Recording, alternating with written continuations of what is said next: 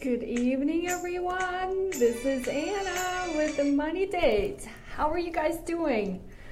Happy 2018. Can you believe we are already 3 days into the year and time goes by slowly. As Madonna, I'm playing a little bit of Madonna today, but I think it doesn't go by slowly. I think it flies. So let's get started on the right foot for 2018. Hi Wanda, thanks for hopping on. I am in a dancing mood. I don't know why. Don't ask. So I thought I'd play the song for a little bit in the background while we get started here. But I'm talking about New Year's resolutions that we can get behind. I know everybody's in the midst of getting things going. I've gotten so many phone calls and inquiries from clients wanting to get started with their finances. But I know this is just a sort of a cycle that goes up and then it comes down, okay? So what I want to talk about today is how do we get up there, right? How do we get excited, energized, and then how do we stay there at the top? How do we not drop down, right? Because there are ways. And so for the last few days, we talked about some of these things that we can put in place. But as you guys know, sign up. Yeah, I can't avoid that. So typically what we do on a money date is we talk about finances first. This is the first money date. It also happens to be first money date of 2018. It also happens to be the beginning of the month. I am about to sit down tonight, hopefully if I get enough time. I still have a client appointment, and review all of my finances for the year and then also for the month to make sure everything is in place, make sure all my systems are properly checked, all the bills are paid and so forth. Now, the thing that we've been tracking for the last 6 months, for those of you who are regulars on my show, we've been tracking 3 things. Hi Sveta, thanks for joining. You guys, when you hop on here, just drop something in the chat box. That way I know you're here because I can't see the comments that well from a distance. So we track 3 things, okay? Number 1 is the spending, okay? Now, I was actually excited talking to a client today earlier about how mint.com, if you're using that for tracking your expenses, now you can actually go back and have a summary for the entire year. You're gonna get a really good picture of where all the expenses went, where the income came from, and all of the expenses went. And is there anything left over? Because I've been asking you to do this every week, if you remember. Now is the chance for you to get that summary. Now, if this is the first time you're hearing about this, or if you've heard about it but never took any action, and this is on your New Year's resolutions list, okay, I applaud you for thinking about that. Let's get that going. Mint.com, you can download that app on your phone, or you can just sign up right on their website. It's a free aggregation tool for accounts such as checking accounts, credit cards, savings. All of that is pulled together and gives you a real-time picture. Now, the reason I suggest and like something like that is because it gives me the answers to the 3 questions I want to track for myself. Number 1 is how much money did I earn and I do this weekly. So how much income did I earn in the last week? How much money did I spend in the last week? And I probably should not look because it's been holidays, but I still have to know. And then my savings goals. Now we get to reset all of that for the next year. Or Yuri, this is not the right time to call me. Got on the live stream. So this is the time to look at those parameters for yourself and set the right benchmarks. So I'm going to continue reminding you of these 3 measuring sticks, as I call them, because again, if you can build the foundation, it's like building a house. This is your financial foundation. It's like this is what the house, your financial house, will stand on. And then we can slowly start talking about adding other layers on the top of it, okay? So I, again, highly recommend, this is a good time to reset and rethink, but get some kind of tracking system in place. And let's start really having a good idea of where all of this is, particularly what your income is in this, and especially if you are on fixed, on variable income like I am. Now, the other piece of Money Date is that I want to share with you, and I ask you to pause and think about, we've had 2 weeks of holidays, right? Almost 2 weeks, Christmas and then New Year's. A lot of people took off. What was exciting over that period of time? What was exciting about you spending time with your family? What was exciting about you spending your money and enjoying that? I want you to pause and think about and reflect, because most likely those thoughts, those feelings is something that you can take with you. Because what I find is that if you don't pause and think about it, you don't even realize that these kinds of things are happening to you, right?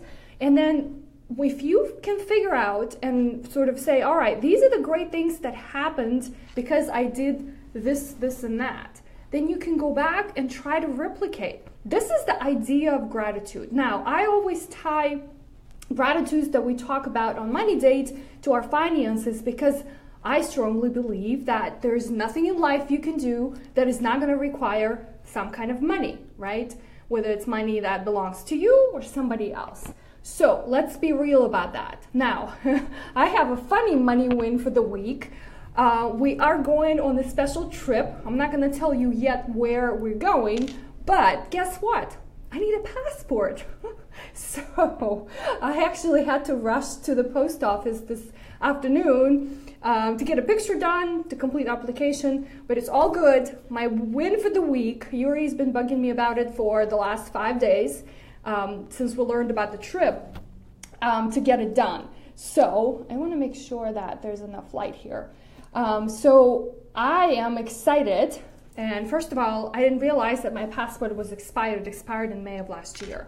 So that's exciting, because I only want to do this every 10 years because I absolutely despise my post office. So I cannot tell you how happy I am that I don't have to go there again, because I can mail all of my packages from the comfort of my office. I have boxes, I have envelopes, I can print labels. That's my money win for the week.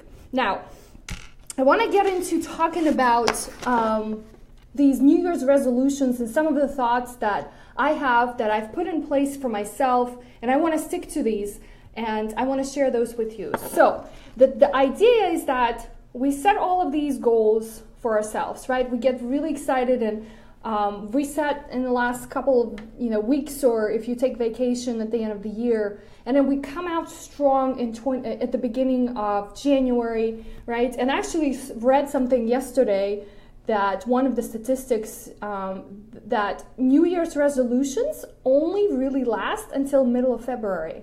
So that's like 6 weeks, and then things just start to die down. So I always wonder why, because I look at my own behavior and say, why are these things happening that way?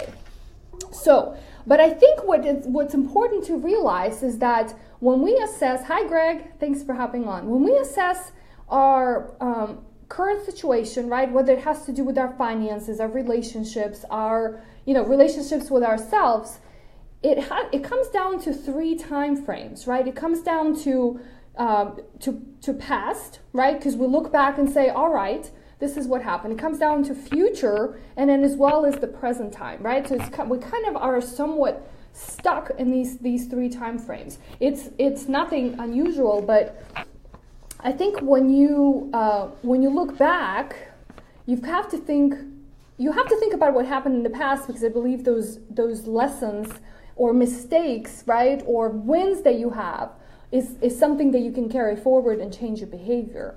But what I don't like is that the failures, right, because we don't pause enough and reflect on what was good, those failures, right, do not give us enough confidence to go beyond February 15th. If it was your New Year's resolution to pay all of your debts off, why do you not continue doing that throughout the year? Why do you not reassess in 3 months and say, I'm still going strong, right? So the question in my mind becomes why?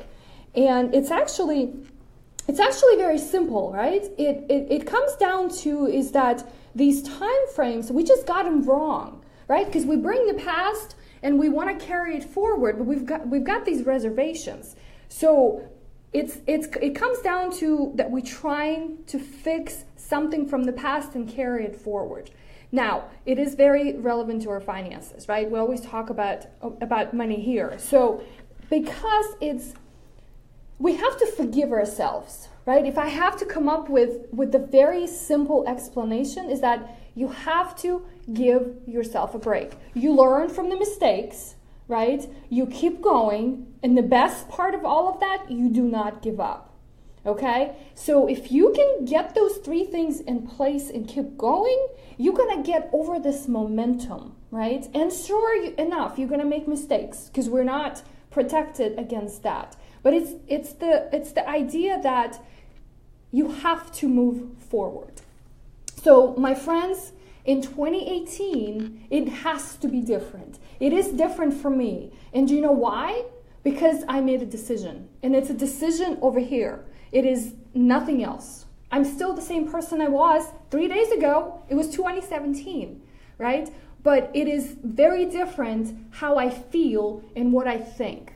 And so that is the premise of what I'm talking about today, right? It is something that I and you can get behind. If you didn't believe before that you can, hi Ella, thanks for hopping on. If you didn't believe before that you can achieve certain results, it is time to change that mindset. We had a really fun New Year's celebration. Thanks for hosting, and we miss you guys. So this week, if you haven't watched yet, go back and look at my daily juices. We talked about setting our goals and putting priorities. We also talked about the most important missing ingredient that helps us stick to those, which is commitment. Actually, commitment is the word that I picked to be sort of the theme for 2017 for me. It is I've written everywhere I can, on my phone, on my various little post notes. I want to remind myself that I committed. And it's all of these different areas. When we laid out our goals, we talked about our wealth, right? How much wealth we want to accumulate. We talked about how much income we want to earn. Wealth and income are different. If we have debt, what do we want to do in terms of paying that down? We talked about how we want to look physically, right? Our body, our family relationships, right? The most important relationship is with yourself. We talked about spiritual relationships, right? What goals do you have and what priorities are you going to put for 2018, right? Somehow 2018, I actually was talking to my father-in-law the other day. I love number 8. I don't know if you have a favorite number, but number 8 is my favorite number. And somehow 2018 has this special meaning. I'm not sure what it is. Maybe it's just how I feel about it. But I am in a different place. So I am encouraged and excited to bring you guys along, okay? Now, we know that commitment is something that we have to do. You said you were going to do it, and you have to stick to it, because it's not me, or it's not your family member, it's not your friend, it's not anyone else who's going to lose. You're the one who's going to lose. And so I don't want to lose anymore. That's what I decided. And it applies to all areas of your life, right? And you won't believe how many conversations I have with clients when they start talking about these reservations. Or I wish I started saving when I was in my 20s. I wish I paid off my debt. I wish I did that. I wish I did that. And they keep bringing this on from year to year to year. And then when they realize, or if they don't realize, that's how they live their lives, with these regrets and reservations about something that they did before. Leave it in the past. That's why the New Year's resolutions don't work, because we keep bringing this baggage. It's time to get rid of the baggage. We live in 21st century. You don't need the baggage. You have to be light and free. I hope you like that. So what I want you to do, and I'll tell you how this kind of approach, I just actually, as I was putting together, the materials for discussing with you tonight, I actually realized that I have been practicing this, and Yuri and I have been doing this for as long as we've been married, for the last 12 years. So every year, right before New Year's, not exactly on New Year's Eve, What we do is we get together, we find the best restaurant we can find that we haven't been to. We like to, eat out, great food, good wine. And so we go out and we reserve that time to sit down and reflect back at what happened in the last year, right, or in the previous year. And one of the ways that I like to reflect back is, and I actually spent some time preparing. This is actually quite intimidating sometimes because you don't just go out for a date in a restaurant. You have to, or at least I feel like I have to come prepared to discuss things like, what did I do well in the year, right? Because we get so busy and don't realize some of these things. And when I sat down to prepare before we went out for dinner, I was amazed. I didn't realize how many things I accomplished. And the reason for that, I wasn't focused on it. I kept doing things that I said I was gonna do, right? I was buried in all of these other pressures. It was almost like I was in a different reality. And when I sat down and I listed two categories. I had my losses and I had my wins, right? So I thought about what I sucked at this year, and including, finances, all of those 7 areas, right, that I discussed. But then I also looked at all of those areas and things that I did well. And guess what? Because the next thing, right, and this is how you can change your mind, right? That's how you change your thoughts. Once I realized all of these things that I've accomplished that I wasn't even aware, all of a sudden the planning and the ideas and the goals for the next year completely changed, right? I mean, I still have the goals, but it's like the approach or the thoughts I have about them are very different. So I especially ask you to give yourself this kind of approach to planning, right? It does work. I've been doing it for a long time. I just finally realized it, right? As I was putting this together, that it actually works. The other part of why the New Year's resolutions and the goals that you set for yourself don't work is because you don't give yourself a pat on the back enough times. And that's why I advocate for you, and that's why I always ask you what has been good for you in the last week in terms of your finances, because that's the area we all tend to struggle the most. So gratitude, right? I practice daily gratitude, writing 10 things I'm grateful for. And the first 5 things are always come easily, right? They're family, they're my husband, they're my business, all of those things. But then I have to really sit down and think hard. Hi, Monica. Thanks for hopping on. Happy New Year. So I have to sit down and really think hard. What are the next 5 things today? Right? Even though I told you already that I had a challenge with the post office that I hate going to, it is going to be my money win for the week. It is going to be my gratitude in my daily journal tonight. So reflecting back on all of what happened in the last year, converting that and practicing at least on a weekly basis if you're too busy. But if you can find time, it doesn't take that long, 10 minutes before you go to bed. Write down all of those things. Now, something else that I also think is practical and very doable, right? And all of this that we're doing, because you guys might be wondering, this is a money show, and why are we talking about sort of more of a mindset, approach to life? Because it all ties in together, right? And I see this, again, I can't emphasize enough how often I see this with clients where they're complaining or they need help with certain things as they relate to their finances. Even today, somebody was talking about, I want to invest in all of these interesting exotic investments. Bitcoin came up again. But, I said, okay, that's great. It's awesome that you have these ideas and it's awesome to grow your wealth. But let's put that aside for a second. How are things in sort of the foundation that we're talking about? 10 minutes into the conversation, my client realized that the foundation is what he was struggling with. But I'm sure if I spent a little bit more time with him, I'm not a psychiatrist or psychologist, right? If I spent a little bit more time, we probably would have uncovered some of these things that I'm talking about today.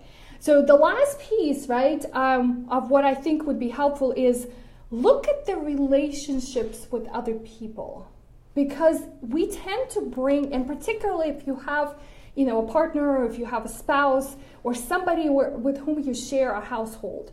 I'm actually going to be talking a little bit later in the month about one of the topics that's popular is couples and finances.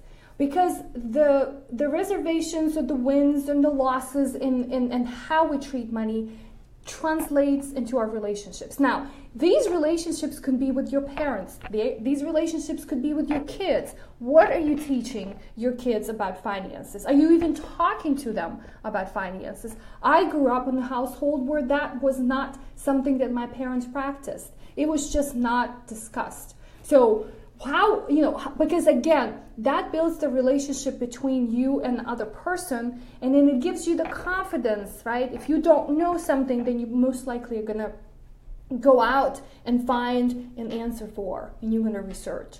So think about the relationships, because you should have goals, or you should have plans for how you're going to work on improving those relationships. And so one of mine for 2018 is actually to spend more time with friends, right? I've been sort of in the back of that for a while because I was focused on other things. Not that the friendship is not important, but if you want to be a well-rounded person, and if you really want to stick to what you're saying you're going to do, you've got to commit to all of these areas.